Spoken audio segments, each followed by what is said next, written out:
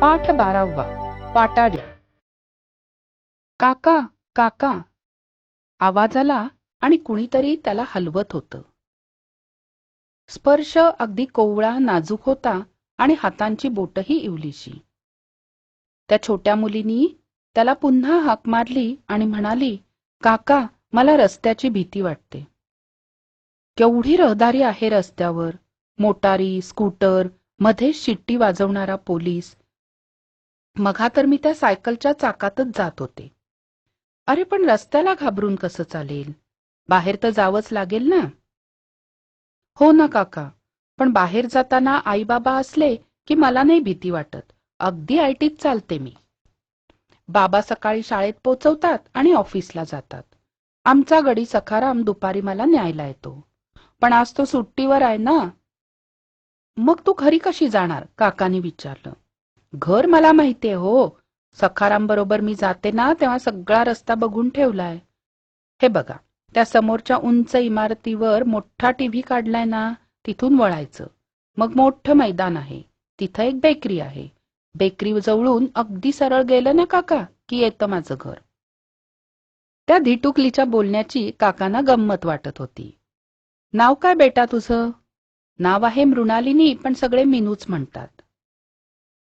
आईने मला आमच्या घराजवळ राहणाऱ्या सोनल बरोबर यायला सांगितलं होतं.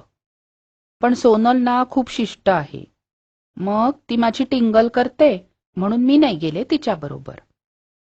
पण तुला तर रस्त्याची भीती वाटते ना, मग जायचं. मला फक्त रस्ता ओलांडताना जीव घाबरतो. तुम्ही मदत करा ना माझं बोट धरा. मीनू अगदी कळवळून त्याला विनंती करत होती, पण काकांची छाती मात्र धडधडू लागली. मीनूच्या आवाजातल्या विनंतीमुळे काकांना अगदी गलबलून आलं. तोपर्यंत तिनं काकांचा हात पकडला होता आणि तिच्या स्पर्शातला भोळा विश्वासच काकांना नवं बळ देत होता. काका म्हणाले, रस्ता क्रॉस करताना घाबरायचं नाही. आधी झेब्रा क्रॉसिंग कुठं आहे ते बघ. म्हणजे ते रस्त्यावरचे पांढरे पट्टे ना? हो हो. डोळ्यावरचा काळा चष्मा ठीक करत काका म्हणाले, दाखव बरं. मुलांनो, डोळ्यावरचा काळा चष्मा म्हणजे हे काका होते ते आंधळे होते. त्यांना स्वतःलाच दिसत नव्हतं, पण छोट्या मीनूला हे माहिती नव्हतं आणि म्हणून ती त्या काकांना विनंती करत होती. मीनूनी काकांना झेब्रा क्रॉसिंग जवळ आणलं. शाब्बास. काका म्हणाले, आता पहिल्यांदा उजव्या बाजूकडे बघायचं, काही येतंय का? नसेल तर पुढं जायचं. मग अर्ध्या रस्त्यातून डाव्या बाजूकडे बघायचं, तिथून काही येत नसेल तर पुढं जायचं. आणि एक म्हणजे रस्त्यातून कधीही धावत सुटायचं नाही. कळलं का?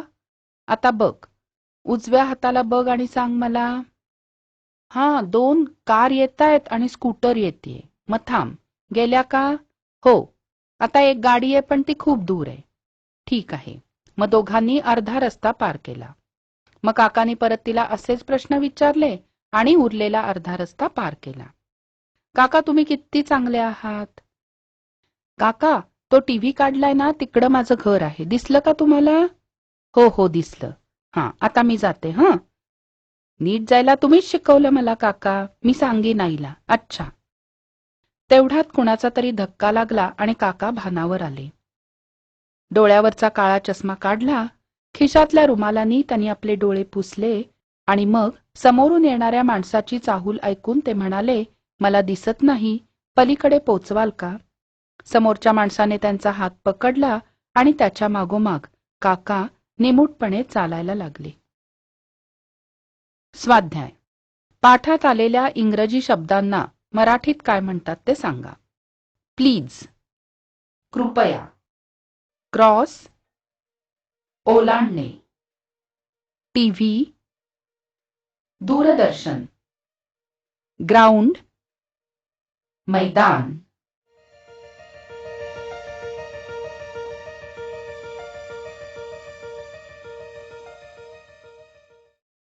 आशा आहे या व्हिडिओमधील टॉपिक तुम्हाला समजले असतीलच.